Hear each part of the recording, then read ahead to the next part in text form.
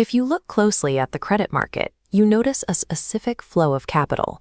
The system is built on a mechanism that siphons wealth from a large, uninformed majority directly into the pockets of an elite minority. Take the 90% of startups that collapse within a few years and place them next to consumers trapped in credit card debt. These groups share a single, very expensive error. They act on unvalidated assumptions, and they sign up for risks they do not fully understand. Economists call this transfer of wealth cross-subsidization. In plain terms, the mistakes of one group pay for the perks and discounts of another. The institutions facilitating this are not plotting a heist. They are simply pricing risk based on user behavior. Lenders know exactly how often people make mistakes, and they build those probabilities into their contracts. We call this the naive tax. It is a standard pricing model where the fees paid by the majority directly reduce the costs for the 10% who avoid them. To see how this works, look at how consumer credit is priced. When you evaluate a credit card contract, you are usually presented with a choice: accept a higher baseline interest rate or take a low interest rate that comes loaded with severe penalty fees for late payments or over-limit spending. Most borrowers are optimistic. They look at the high penalty fees and assume they won't apply to them. They choose the low-interest contract, miscalculating their own risk of making a financial mistake. This chart maps out exactly how lenders price that overconfidence.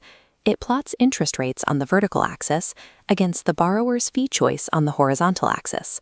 Notice the downward slopes across all three debt levels. As a borrower agrees to higher potential penalty fees, the bank drops the upfront interest rate. That interest rate drops because the bank knows a specific percentage of optimistic borrowers will inevitably pay those penalty fees. The revenue from those penalties is used to discount the interest rate for the entire pool.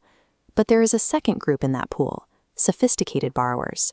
These individuals choose the exact same low-interest contracts, but they possess the financial discipline to never actually trigger the penalties. This graph shows how lenders restructure these contracts based on default risk, creating distinct stepped lines between high-income and low-income earners. Lenders actively balance these two groups to keep the market in equilibrium. The system stays afloat because the mistakes of the first group fund the cheap credit of the second. In any financial transaction offering steep discounts, the math has to balance. You are either the sophisticated elite avoiding the trap or the naive player funding it. This same mechanism scales up when we look at the tech startup ecosystem. 42% of all startups collapse for one reason: they build a product with zero market need. Founders fall into the basement trap, where they spend up to a year writing code and designing features in total isolation, without ever validating if paying customers actually want the solution. As a result, 29% of failed startups die because they burn through their entire cash runway to fund unvalidated features. Their sophisticated competitors wait and observe these failures. They let the naive startups test the market and exhaust their capital. Then, the sophisticated founders step in and build only what the market actually demanded, taking on none of the experimental risk. Building a startup without validation is exactly like paying a late fee. You are literally funding the research and development phase for your competitor's eventual success. In 2009, the implementation of the Card Act changed the legal framework of the credit market.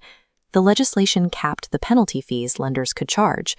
By limiting the fees, the law broke the foundational mechanics of cross-subsidization. Lenders could no longer rely on naive borrowers to overpay. This had a specific consequence. Because the hidden subsidy was gone, sophisticated borrowers lost their cheap credit. Lenders were forced to raise baseline interest rates to compensate for the lost fee revenue. In the business world, AI validation tools allow founders to stress test their ideas against real market data and demand metrics before any capital is spent. The ROI here is clear. Spending a few $100s on market research prevents burning tens of thousands on code that nobody will ever buy. The choice is binary. You can build on assumptions and pay the naive tax through wasted years and capital, or use validation to ensure your resources actually reach the market.